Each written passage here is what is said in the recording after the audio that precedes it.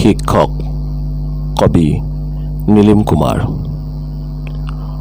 সকলো শিক্ষকেই মন্দিৰত বাস কৰে। সকলো শিক্ষকেই ছাত্ৰক আঙুলিত ধৰি পাৰ কৰাই ৰাস্তা আৰু দোকমোকালিৰ ঘণ্টা বজায়। অ আ শিকায়, ক খ শিকায়, মুখস্থ কৰাই নেওতা, শ্ৰুতলিপি দিয়ে, শুদ্ধ কৰাই বানান, যাতে আমি ভুল নকৰোঁ শুদ্ধকৈ লিখিবলৈ নিজৰ নাম আৰু শুদ্ধকৈ মাৰিবলৈ আমাৰ চহী হাজিৰা বহীত নতুবা চুক্তি পত্ৰত। তেওঁৱে শিকায় আমাক একৰ লগত এক যোগ দিলে ২, ২ৰ পৰা ২ বিয়োগ দিলে ০। তেওঁৱে শিকায় আমাক শূন্যৰ কি অসীম মূল্য, শূন্যৰ কি নিদাৰুণ হাহাকাৰ। তেওঁৱে শিকায় আমাক গোটেই জীৱন যোগ বিয়োগ কৰিবলৈ, শূন্য হোৱাৰ পৰা বাচিবলৈ। সেই শিক্ষকেই শিকায় আমাক ভূগোলৰ ক্লাছত মেপ আঁকিবলৈ, একা বেকা মেপৰ পৰা দেশখন বচাবলৈ। বুৰঞ্জীৰ ক্লাছত তেওঁৱেই শিকায় পুৰণিৰ লগত যোগ দিবলৈ বৰ্তমান, বৰ্তমানৰ লগত যোগ দিবলৈ ভৱিষ্যত।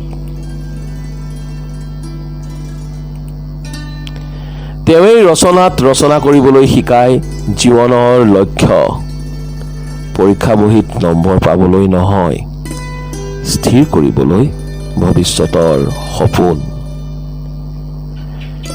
সেই শিক্ষক দেখিলে সকলো ছাত্ৰই চাইকেলৰ পৰা নামে, যিদৰে মন্দিৰ দেখিলে সকলো মানুহৰ মূৰবোৰ হাউলি আহে।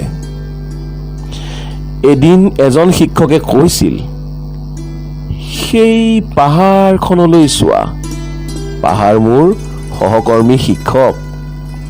এদিন সেই শিক্ষকজনে কৈছিল, সেই বৰষুণ যাক চোৱা, বৰষুণ মোৰ সহকৰ্মী শিক্ষয়িত্ৰী।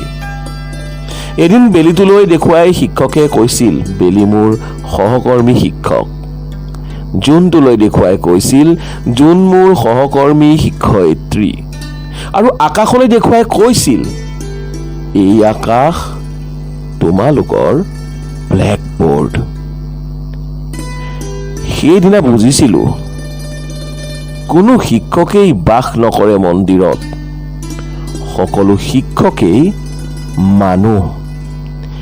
মাথো তেওঁৰ দৃষ্টি অনন্য, যি দৃষ্টিয়ে মানুহক আঙুলিত ধৰি পাৰ হ'বলৈ শিকায় জীৱনৰ কাঁইটীয়া বাট, যিয়ে আমাক শিকায় জীৱনৰ এনে কঠিন মন্ত্ৰ।